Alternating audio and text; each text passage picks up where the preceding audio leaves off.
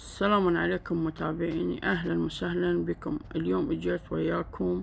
دائما يسألون شلون ربط الثلاث قلوبات بالسويتش على الرئيسي، فهذا مخطط لكم. اللي ما يعرف يباوع على الشرح مالت المخطط ويربط عليه. إذا كان يريد قلوبين، قلوب واحد، أحادي، ثنائي، ثلاثي، هذا المخطط كامل. عندك يجي البارد اللي يجي من القلوبات من فوق من السقف، بارد مشترك، يجي وحدة قبل ينزل إلى الجوزة الرئيسية.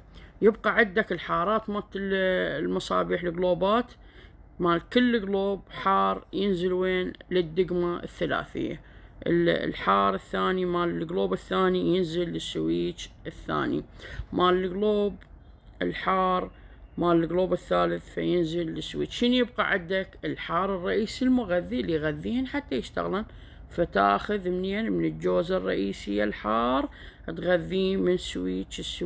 إذا كان عندك السويتش حديث فيحتاج من عندك خط واحد رئيسي، وإذا كان بيه 3 خطوط تحول له من واحد لواحد حار رئيسي.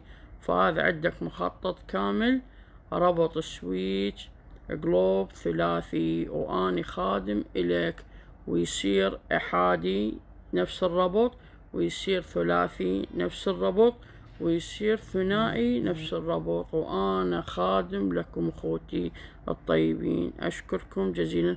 فهذا الفيديو يدكم توصلونه أكثر عدد، ولا تنسون الاشتراك واللايك والشير. أشكركم جزيلا أخوتي، خادم لكم أني.